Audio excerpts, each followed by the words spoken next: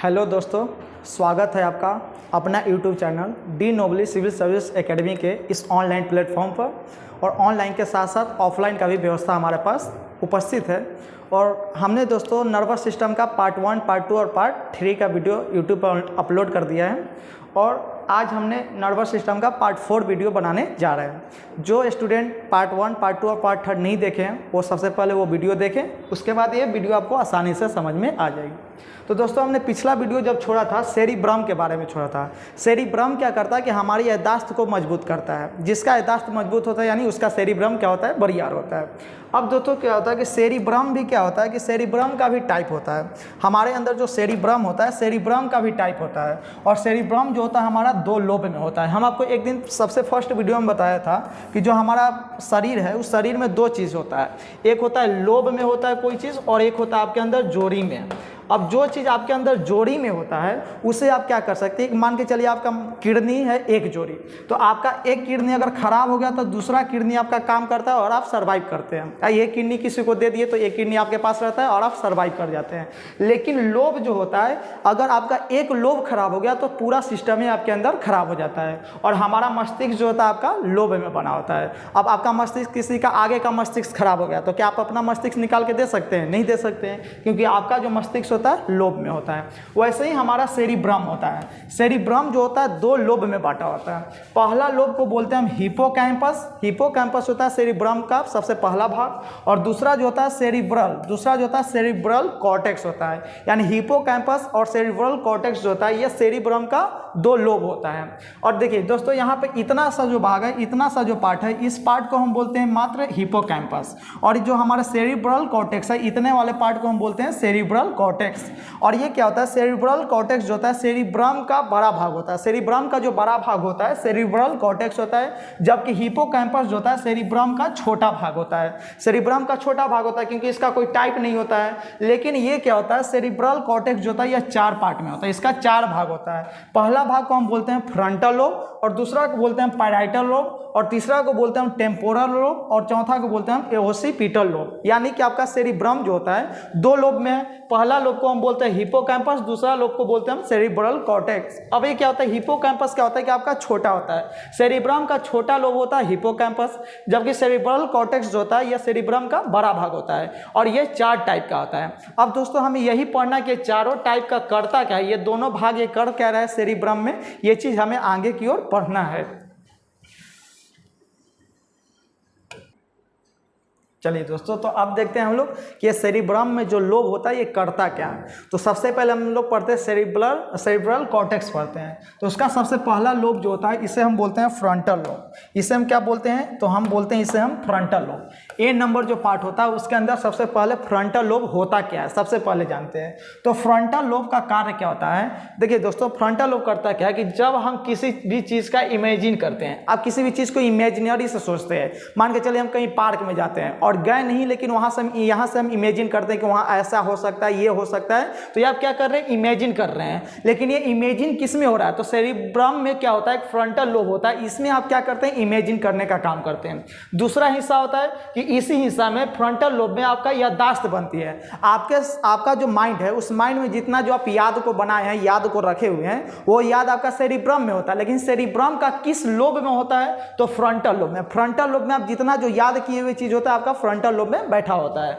तीसरा कि इसी हिस्सा में आपका प्रॉब्लम सोल्व करने का तरीका आता है। जैसे जो इंसान है तो इंसान के पास तो बहुत सारे प्रॉब्लम होती है, लेकिन उस प्रॉब्लम को सोल्व करने का भी तरीका आपके अंदर होता है। लेकिन इस प्रॉब्लम का सोल्व करने का तरीका किस लोब में होता है, तो सेरिब्रम का जो फ्रंटल लोब होता है, इसी लोब में आप कोई भी प्रॉब्लम को सोल्व कैसे करें, क्या करें कि ये प्रॉब्लम सोल्व हो जाए, इसका आइडिया आपका कहाँ होता है, तो ये आपका फ्रंटल लोब में होता है। नेक्स्ट देखते हैं कि इसी हिस्सा में आपका कंसंट्रेशन बनता है। कंसंट्रेशन माने एकाग्रता, यानी आप किसी चीज़ को आप पढ़ रहे हैं, कोई किताब पढ़ रहे हैं, उस पर आपको कंसंट्रेशन नहीं बन रहा है। तो कंसंट्रेशन नहीं बन रहा है तो आपका सेरिब्रम का फ्रंटल लोब क्या हो गया, कम काम कर रहा है। लेकिन आप किसी भी चीज़ पे एकदम कंसंट्रेट होते हैं, फुली कंसंट्रेट होकर आप पढ़ाई करते हैं, तो उसमें आपका क्या होता है, आपका कंसंट्रेशन बना होता है, यानी कि आपका फ्रंटल लोब क्या होता है, बढ़िया से काम करता है। तो कंसंट्रेशन बनाने का काम किसका होता है, आपका फ्रंटल लोब का होता है। नेक्स्ट में देखते हैं कि इसी हिस्सा में डिसीजन मेकिंग होता है। डिसीजन मेकिंग का मतलब क्या होता है कि कब किस समय में क्या निर्णय लिया जाए। मान के चलिए कि आपके साथ कुछ ऐसा प्रॉब्लम हो गया है कि आप उस पर कुछ डिसाइड नहीं कर सकते हैं, लेकिन आपको डिसाइड करना तो जरूरी पड़ता है। अब आपके पास कोई प्रॉब्लम है और क्या निर्णय लेना है, कोई काम करना है, इसका निर्णय हम लें कि नहीं लें। तो इस निर्णय लेने का जो आइडिया होता है, ये आइडिया आपका कहाँ होता है, सेरिब्रम का फ्रंटल लोब में होता है। नेक्स्ट में इसी लोब में आपका इच्छा शक्ति बनता है। अब इच्छा शक्ति क्या होता है भाई, तो आप किसी भी चीज़ को करने के लिए इच्छुक होते हैं, हमें ये काम करना जरूरी है, हमें ऐसा होना जरूरी है, हम ये काम कर सकते हैं, आपके अंदर क्या है, इच्छा है। अब ये इच्छा होने का, इच्छा शक्ति का काम कहाँ बनता है, तो सेरिब्रम का फ्रंटल लोब में बनता है। नेक्स्ट इसी लोब में क्या होता है कि बुद्धि का विकास होता है। आप कितने बुद्धिमान हैं, आपके अंदर कितना बुद्धि है, ये सेरिब्रम के फ्रंटल लोब बताता है। इसी में आपका बुद्धिमत्ता, जितना जो आप विजडम होते हैं, ये विजडम आपका कौन बताता है, तो फ्रंटल लोब बताता है। अब देखते हैं नेक्स्ट में क्या होता है कि हमारा जो होता है सेरिब्रल कॉर्टेक्स जो होता है, इसका पहला पार्ट क्या होता है, फ्रंटल लोब। दूसरा पार्ट में होता है आपका पैराइटल लोब। पैराइटल लोब क्या होता है दोस्तों, तो इसका कार्य में हम देखेंगे तो पैराइटल लोब में क्या होता है कि इस हिस्सा में क्या होता है, कम्युनिकेशन स्किल्स बनता है। और कम्युनिकेशन स्किल्स का मतलब क्या होता है कि आप कहाँ कैसे क्या बोल सकते हैं। आप मान के चलिए आपको कहीं स्टेज पे चढ़ा दिया जाए, अब आप स्टेज पे जाते हैं तो आपको बोलना क्या है, कैसे कहाँ बोलना है, इस चीज़ को क्या करना है, इसको कौन आपको पता रखता है, तो पैराइटल लोब। अब आप अभी हम यहाँ पढ़ा रहे हैं तो इस चीज़ को पढ़ाना, हमें कैसे पढ़ाना है, क्या पढ़ाना है, ये चीज़ हमारा कहाँ बढ़ रहा है, सेरिब्रम का पैराइटल लोब में बनता है। तो ये क्या होता है कि कब कैसे बोलना होता है, ये चीज को निर्णय आपका सेरिब्रम का पैराइटल लोब करता है। नेक्स्ट जानते हैं कि इसी हिस्सा में दोस्तों आपका लॉजिकल रीजनिंग पावर होता है। लॉजिकल रीजनिंग पावर का मतलब कि हम आपको कोई चीज पढ़ा रहे हैं, अब पढ़ा रहे हैं तो आपको समझ में आना चाहिए। ये चीज समझ में आ रहा है तो समझ में आने का चीज क्या होता है, आपका पैराइटल लोब। अब जिसका सेरिब्रम बढ़िया होगा वो किसी भी चीज को तो समझ सकता है। अब मान के चलिए कि हमारा पैराइटल लोब कमजोर है और हमको कोई समझा रहा है तो हमें इस चीज को समझे में नहीं आ रहा है, तो यानी हमारा क्या है, पैराइटल लोब कम काम कर रहा है। और पैराइटल लोब अगर कम काम करेगा तो आप किसी भी चीज को जल्दी नहीं समझ सकते हैं। तो आपका पैराइटल लोब यदि कमजोर हो जाता है तो आप जल्दी किसी पढ़ाई को नहीं समझ सकते, कोई आपको समझाता है तो आप जल्दी नहीं समझ पाते हैं। तो ये सेरिब्रम का पैराइटल लोब में कमी के कारण ऐसा होता है। नेक्स्ट में जानते हैं दोस्तों कि इसी लोब में भाषा एकत्रित होता है। आप जितने प्रकार के भाषा जानते हैं, हिंदी, उर्दू, अंग्रेजी, फारसी, जितना जो भाषा होता है, इस भाषा को एकत्रित करने का काम कौन करता है, तो सेरिब्रम का जो पैराइटल लोब होता है वही करता है आपका भाषा एकत्रित का काम। नेक्स्ट इसका काम क्या होता है कि इसी लोब में आकृति स्टोर होता है। यानी कि मान के चलिए आप दुनिया में बहुत सारे शकल इंसान को देखें हम, ये शकल का आपके मामा जी, फुआ जी, फूफा जी, ये सब बहुत सारे अलग अलग शकल के आते हैं। तो उस शकल को याद रखने का काम किसका होता है, तो आपका पैराइटल लोब का होता है। सेरिब्रम का जो पैराइटल लोब होता है ये किसी भी चीज के, किसी भी इंसान का शकल याद दिलाता है। कभी कभी आपको मार्केट में ऐसा इंसान मिल जाता है कि वो आपको याद है लेकिन आपको याद नहीं है, उसको याद है कि हम आपको देखें लेकिन हमको याद नहीं कि हम आपको देखें। यानी हमारा पैराइटल लोब क्या होता है, अपनी काम नहीं करता है। कोई बोल के चला जाता है, बाद में हम सोचते रहते हैं कि कौन इंसान था, कहाँ मिले थे, इसका शकल भी याद नहीं है। तो ये शकल को याद करने यानी आकृति का याद करने का काम किसका होता है, पैराइटल लोब का होता है। यानी किसी का शकल याद आप रख सकते हैं कब, जब आपका पैराइटल लोब एकदम बढ़िया से काम करता है तब।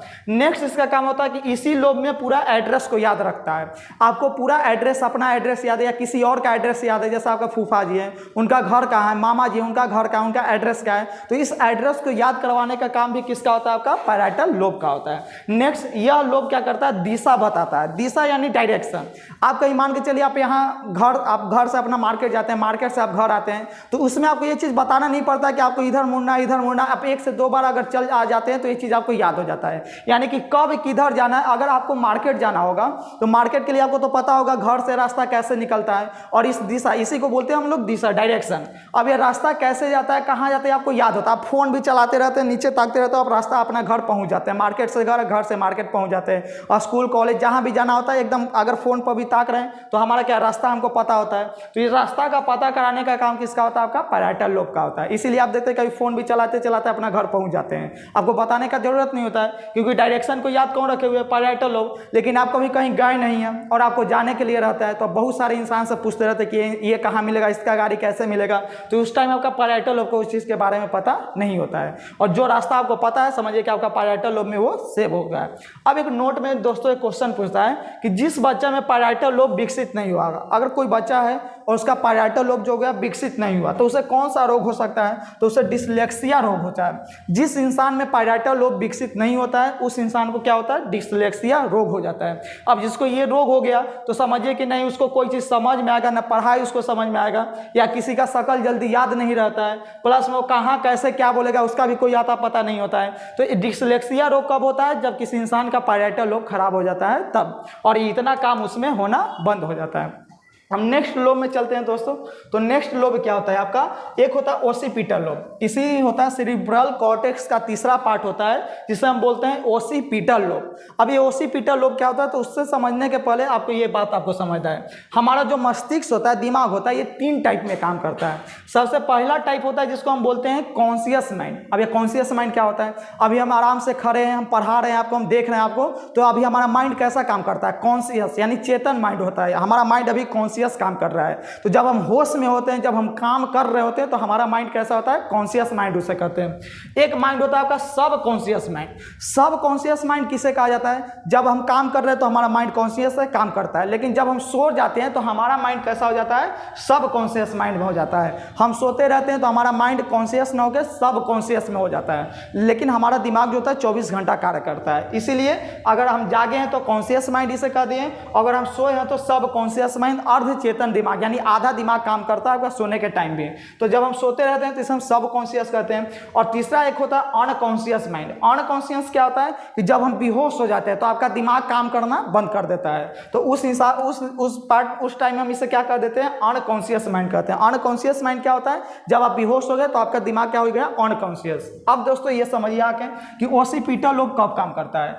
जब ये ओसिपिटल लोब जब हम कोई काम करते हैं तो हमारा दिमाग, मान के चलिए हम काम कर रहे हैं, अब काम कर रहे हैं तो हमारा दिमाग क्या हो गया? कॉन्शियस में है, लेकिन यह तब काम करते हैं जब हमारा दिमाग क्या होता है? सब कॉन्शियस में। जो सेरिब्रम हमारा होता है उसका जो ओसिपिटल लोब है वो लोब कब काम करता है? तो सब कॉन्शियस माइंड। जब हम सो रहे थे तब ये हमारा ओसिपिटल लोब काम करता है। अब ये काम क्या करता है कि जब हम गहरी नींद में होते हैं तो हमें सपना आते हैं, किसी को भी सपना आता है, आम बात है सपना आना। तो जो सपना आते हैं वह कौन सा लोब में आता है? तो सेरिब्रम का ओसिपिटल लोब में। अब वो सपना में आपको कोई किसी का चेहरा आता है, किसी का क्या आता है, सब चेहरा आपको याद रहता है। यहाँ रात में हम इसका चेहरा देखे थे, वो हमारे सपना में आए थे, तो उस चेहरा को याद कौन दिलाता है आपके अंदर? Occipital mind.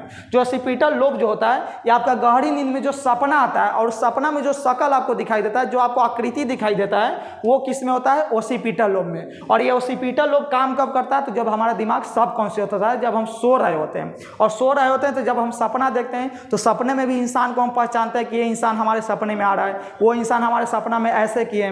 तो उस चेहरा को पता लगाने का काम किसका होता है? आपका ओसिपिटल लोब का होता है। नेक्स्ट होता है आपके अंदर टेम्पोरल लोब। टेम्पोरल लोब क्या होता है कि यह भी जैसे सब कॉन्शियस माइंड में ओसिपिटल काम करता है, वैसे ही आपका ये भी सब कॉन्शियस माइंड में ही काम करता है। जब हम सो रहे होते हैं तभी हमारा ओसिपिटल लोब काम करता है और टेम्पोरल लोब काम करता है। कैसे? तो जब हम सपना देखते हैं तो सपना में आपको आवाज़ भी कभी काल आता है, किसी का आवाज़ आप बोलते हैं, कोई इंसान आपके सपना में आया, उसका चेहरा तो आपको याद हो गया, लेकिन वो क्या बोला, कैसे बोला, इस चीज़ को पहचान कौन करता है? तो ये टेम्पोरल लोब। अगर कोई आपके, मान के चलिए आप सोए हुए हैं, आपके सपना में कोई आ गया, अब वो सपना में आ गया तो चेहरा का याद करवाएगा कौन आपके अंदर? Occipital lobe. लेकिन यही चेहरा वो क्या बोल रहा था, कैसे क्या हमारे साथ व्यवहार किया, इस चीज़ को पहचान कौन कराता है आपके अंदर? टेम्पोरल लोब कराता है। यानी आवाज़ जो होता है उस आवाज़ को सुनना और पहचानने का काम किसका होता है? हमारा टेम्पोरल लोब का होता है। और ये दोनों काम कब करता है? जब हम सब कॉन्शियस होते हैं, जब हम सो रहे होते हैं, तब ये हमारा लोब 2 काम करता है। अब दोस्तों देखते हैं नेक्स्ट में क्या होता है। तो नेक्स्ट में हम लोग देखिए सेरिब्रम पढ़ रहे हैं, सेरिब्रम 2 लोब में हो गया। पहला लोब को हम कहते हैं सेरिब्रल कॉर्टेक्स, और ये कितने पार्ट में होते हैं? 4 पार्ट में, और चारों का काम अभी हमने बता दिया।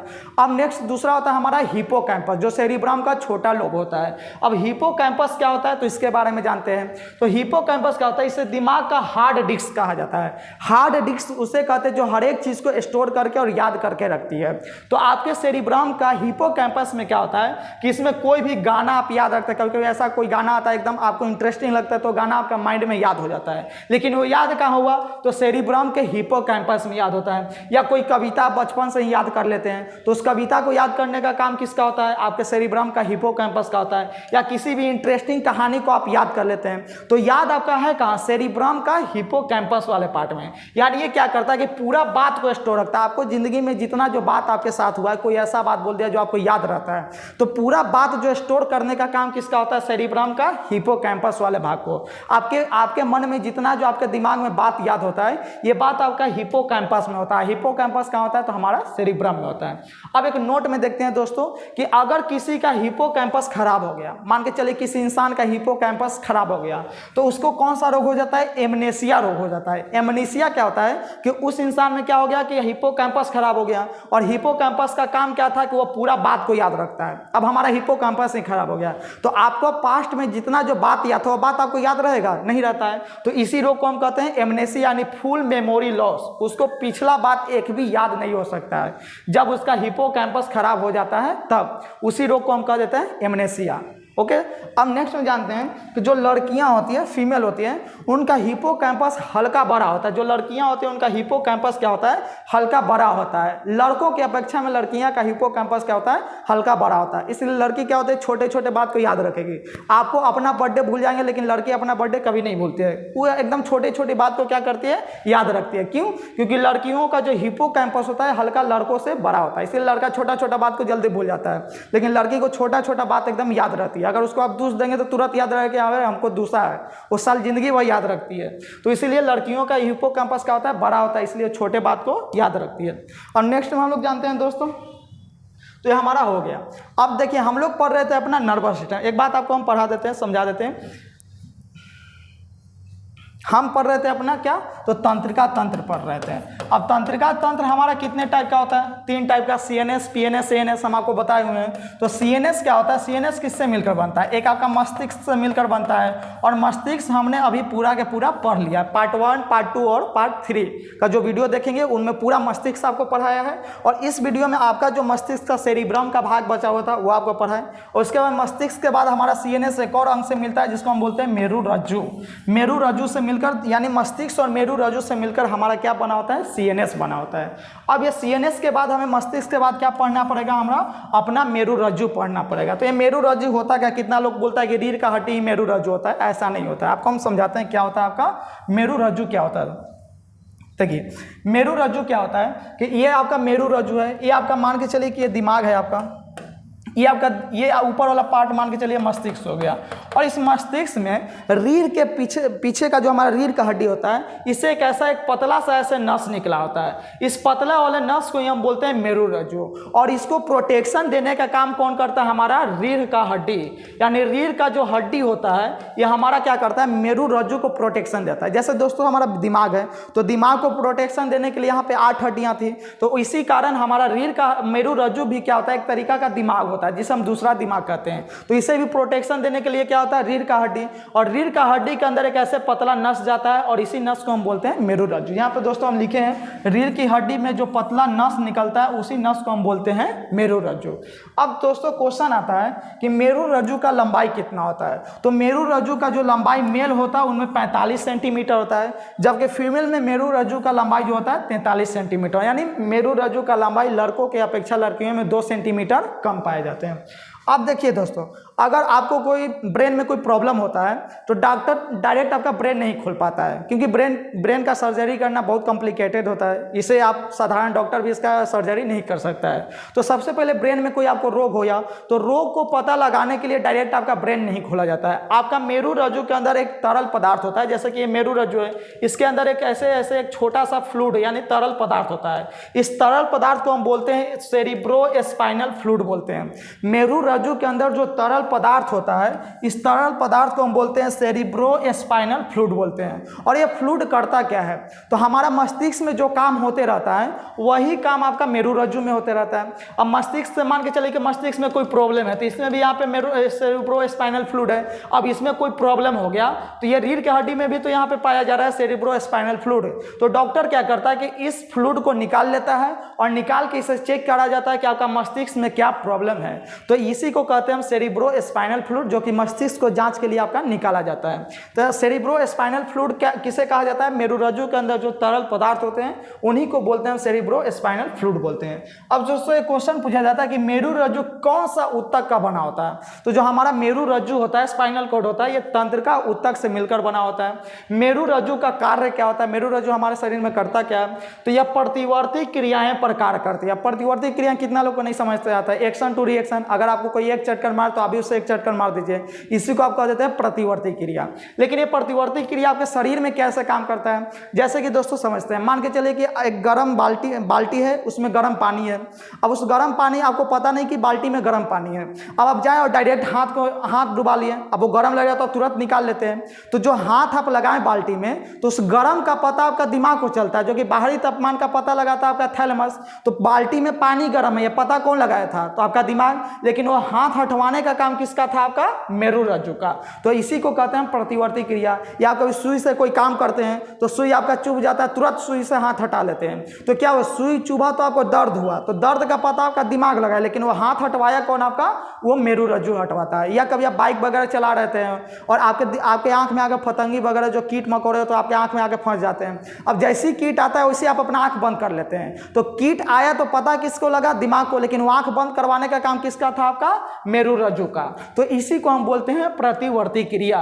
और मेरुरज्जु को हम दूसरा दिमाग कहते हैं। पहला दिमाग तो आपका ये है और दूसरा दिमाग आपका मेरुरज्जु। जैसे कि देश में अगर प्रधानमंत्री नहीं है तो अगर मान के चलिए कि देश में अगर राष्ट्रपति नहीं है तो उनके जगह पे उपराष्ट्रपति को रख दिया जाता है काम कार्यकाल के लिए। लेकिन जितना राष्ट्रपति को नॉलेज होता है उतना उपराष्ट्रपति को नॉलेज नहीं होता है। वही हिसाब है यहाँ पे, जितना आपका टॉप ऊपर का जो ब्रेन है इसको जितना पता है उतना आपका मेरुरज्जु को पता नहीं होता है। इसी कारण इसे हम दूसरा दिमाग कहते हैं। अब दोस्तों एक क्वेश्चन है हमारा कि हमारे शरीर में कुल 43 जोड़ी तंत्रिकाएं निकलते हैं। तंत्रिकाएं यानी नस होती है और वो मस्तिष्क और मेरुरज्जु से निकलती है। हमारा जो मस्तिष्क और मेरुरज्जु होता है उससे 43 जोड़ी तंत्रिकाएं निकलता है, कुल 43 जोड़ी निकलता है जो मस्तिष्क और मेरुरज्जु से होता है। जो 43 जोड़ी में होती है तंत्रिका, जिसमें 31 जोड़ी तंत्रिका जो होती है मेरुरज्जु से निकलता है। अब आपका मेरुरज्जु क्या होता है? तो मान के चलिए आपका ब्रेन है, अब इस ब्रेन में एक ऐसा पतला नस निकला है, तो जो ब्रेन ये मेरुरज्जु होता है, इस मेरुरज्जु से क्या होता है? आपके अंदर 31 जोड़ी तंत्रिकाएं निकलती हैं और 31 जोड़ी तंत्रिकाएं निकलती हैं तो इसी को हम बोलते हैं मेरु तंत्रिकाएं बोलते हैं। इसी को हम क्या बोलते हैं? मेरु तंत्रिकाएं। तो क्वेश्चन आता है कि मेरु तंत्रिका से कितने नस निकलते हैं, कितने जोड़ी तंत्रिका निकलते हैं? तो 31 जोड़ी तंत्रिका निकलती है। जबकि आपका जो 12 जोड़ी, 43 में 31 निकल गया तो आपका क्या बचा? 12 जोड़ी। तो 12 जोड़ी जो तंत्रिका होता है, 12 जोड़ी तंत्रिका किससे निकलता है? आपका ये मस्तिष्क से। आपका ऐसे ऐसे 12 जोड़ी तंत्रिका मस्तिष्क से निकलता है। तो इसे हम क्या बोलते हैं? कपालीय तंत्रिकाएं कहते हैं। तो हमारे कपाल में, यानी जो आपका कपार होता है, इसे बोलते हैं देहाती लैंग्वेज में कपार। तो आपके जो मस्तिष्क होता है, मस्तिष्क में कितने नस निकलते हैं? 12 जोड़ी। और हमारा 31 जोड़ी नस कहाँ निकलता है? आपका मेरुरज्जु में, जिसे मेरु तंत्रिका कहते हैं और इसे हम क्या बोलते हैं? कपालीय तंत्रिका। तो ये 43 जोड़ी। अगर क्वेश्चन आपसे पूछा जाए कि मानव शरीर में कुल कितने जोड़ी तंत्रिकाएं निकलती है, तो 43 जोड़ी कहेंगे। लेकिन स्पेशल पूछे कि मेरुरज्जु में कितने तंत्रिकाएं निकलती है, तो 31 जोड़ी। और 12 जोड़ी तंत्रिकाएं किस में निकलती है? तो आपके कपाल में निकलती है, जिसे हम कपालीय तंत्रिकाएं कहते हैं। और दोस्तों आपको एक दो बात और बता देते हैं कि आप कभी कभी ऐसा होता है कि आप आसानी से शांति से कहीं बैठे हुए रहते हैं, कोई आके आपको धा वगैरह कर देता है तो आप डर जाते हैं। ये किसके कारण होता है? यही नस के कारण होता है। मेरुरज्जु के नस के कारण ये चीज़ आपके अंदर होने लगता है। जब आप किसी चीज़ को सोच रहे होते हैं, कोई आके आपको धा करता है या हल्ला कर देता है तो आप एक बार डर जाते हैं। डरने का मतलब कि आप जो सोचते रहते हैं तो मस्तिष्क का जो नस होता है सब सोचने में बिजी हो जाता है। लेकिन हमारा जो मेरुरज्जु का जो नस होता है, ये क्या होता है? एक उपराष्ट्रपति जैसा काम करता है। अब इसको पता है कि हम सबको चिंते हैं, लेकिन ये किसी को चिंता नहीं है। लेकिन ये कहीं बिजी हो गया तो काम क्यों करेगा? ये करेगा। और एक बार कोई आपको ढा करता है तो सभी नसें क्या होता है? डर जाते हैं। और डर जाते हैं तो आप भी एकदम तुरंत डर जाते हैं। तो ये किसके कारण होता है? मेरुरज्जु के नस के कारण। अब दोस्तों इसके बाद हम एक और न्यूरॉन्स, इसके बाद आपको न्यूरॉन्स के बारे में पढ़ाया जाएगा। और तंत्रिका तंत्र का हमारा जो है चौथा वीडियो है और 5वां वीडियो हम लोग नेक्स्ट क्लास में डालेंगे। और अच्छे से जो ये वीडियो पढ़ेंगे 4 नंबर का, उनको पहले सजेस्ट हम करेंगे कि 1, 2 और 3 वीडियो पढ़ के ये चौथा वीडियो पढ़ें, ताकि आपको हर एक बात सही से समझ में आ जाए। तो जय हिंद दोस्तों, आज तक यहीं।